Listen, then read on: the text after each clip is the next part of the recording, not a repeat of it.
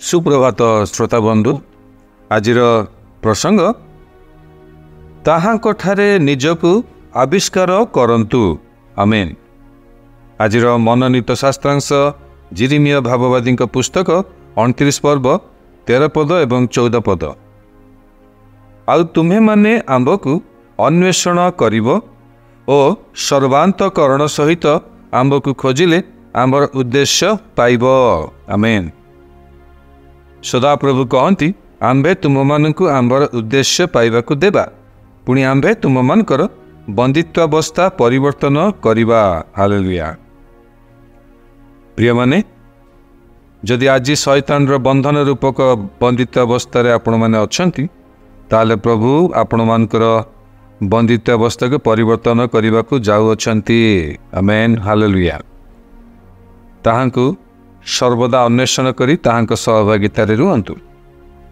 कलस्य मंडली को साधु पाउल तांक पत्र रे लेखंती 2 पर्व 6 पदरे अतएव ख्रीष्ट जीशुंकु प्रभु बोली जेपरि ग्रहण करियछ तदनुसारे ताहांक सहभागितारे आचरण कर। आमेन। आपण सर्वदा ताहांक उपस्थिति मध्यरे रहिबाकु चेष्टा करंतु। ख्रीष्ट विश्वासी और विश्वासिनी भावरे ताहांकर जीवंत साक्षी होई ताहांकर गौरवर कारण हुअन्तु। साधु पाउल करंथिया मंडल को देखती 2 करंथिया 2 पर्व 14 पदरे आ सब स्थान रे ताहांक ज्ञान रूप सुबास आममानक द्वारा प्रकाश करुअछंती। हालेलुया। मोर प्रिय श्रोता बंधु आपण सब स्थान रे ताहांकर आराधना और प्रशंसा रूपक जीवन यापन करंतु। प्रार्थना रे जीवन यापन करंतु। दिनर 24 घंटा रे केते समय आपण ईश्वर को निमंते साक्षी हेउछंती। जीवनर सब क्षेत्र रे ईश्वर को संतुष्ट करी एक बलिष्ठ साक्ष्यमय जीवन अतिबाहित करने निमंते चेष्टा करंतु। आमेन। ईश्वर आपण को आज वाक्य द्वारा विशेष भाव आशीर्वाद करंतु। आसंतु प्रार्थनार समय मध्य को जीवा प्रार्थना करिबा। मो पछे पछे आपण यही प्रार्थना करंतु। प्रिय पिता समस्त विषय निमंते धन्यवाद दिए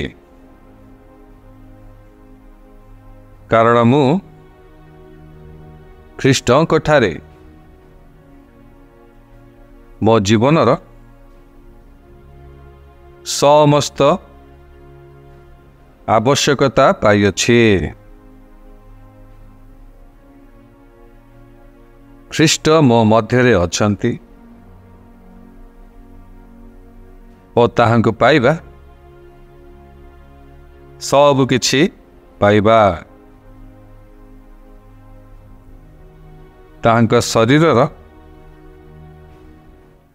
एक अंग होइथिबारु धन्यवाद दिए। एक सफलता ओ विजयी जीवन यापन करबा पई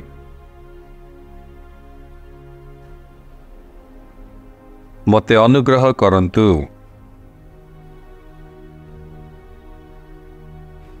जीशुଙ୍କ नाम रे आमेन। अतिरिक्त अध्ययन निमंते आपण पाठ करंतु प्रथम करंथिया 6 पर्व 17 पद एवं कलस्य 1 पर्व 27 पद। ईश्वर आपण को आज दिन रे विशेष भाव रे आशीर्वाद करने सहित आज वाक्य ताहांक ठारे निजकु आविष्कार करने निमंते प्रभु आपण को साहाय्य उपकार एवं अनुग्रह प्रदान करंतु। आमेन।